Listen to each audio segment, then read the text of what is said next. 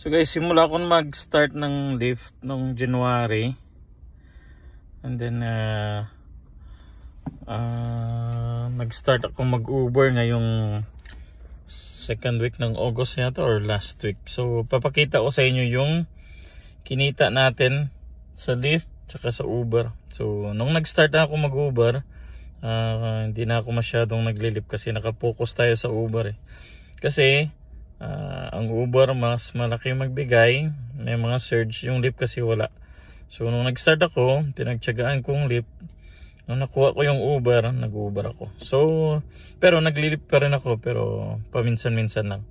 So ito yung kinita natin sa Lyft sa simula January hanggang August. At ang Uber naman, papakita ko sa inyo. Ito guys, yung ating kinita sa Lyft. Ayan, ito yung aking Lyft. So titingnan ko yung account. So punta tayo sa year.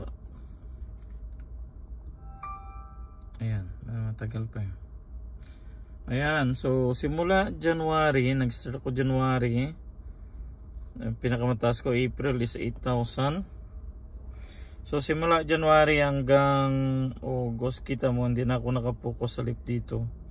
September, kasi may ano ako may Uber na. So ito yung kinita natin, $44,322.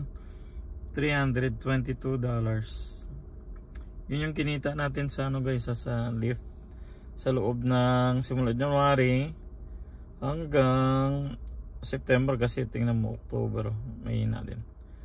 Hindi na kasi ako nagpo-focus So 44,322 ang kinita natin. So balik tayo sa Uber. Uy, may plus dito Hindi ako naka-online sa Lyft So balik tayo sa Uber guys. So ang Uber, itong kinita ko sa kabuuan. Ito. So balik tayo sa weekly. Ayan, so nung nag-start ako mag-Uber,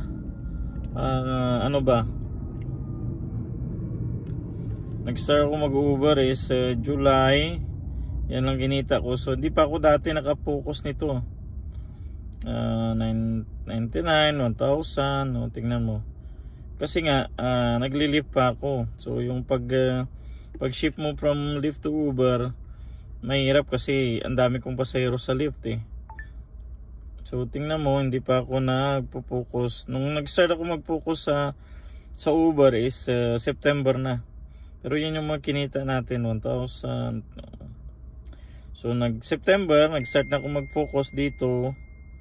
Eto, tapos September, weekly to nakita guys weekly. Ayan, nung October 7 to 14, naka 3,000 tayo. Ayan, sunod-sunod na 3,000, 2,000, 2,000, 1,700. So 1,700 nung nakaraan nating week. So ngayon, one day natin is 700 naka 600 plus tayo kahapon. Naka 698 tayo nung Lunes yan kahapon. So Martes ngayon, ito palang kinita ko 48. So wala pa, madadagdagan pa yan. So yun yung kinita ko sa Uber tsaka sa Lyft. Kung susumahin, kumita ako siguro sa Lyft ng mga sa Uber ng mga 20,000 siguro. Titingnan ko nga kung 20. So meron dito 1 2 3 4 5 8 10 11 6 15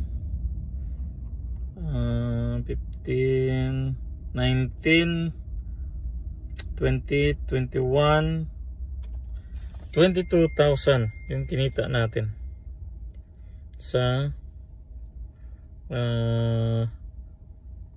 Lyft sa Uber. 22 plus 44. So meron tayong kinita na palagay natin 22 tsaka 44, 66,000 hanggang ngayong November na. So $66,000. Times natin ha. $66,000 times mo sa Philippine peso na 57 is, so wala pang 1 year, kumita tayo ng 3.7 million sa pagra-ride share natin. O, tingnan mo.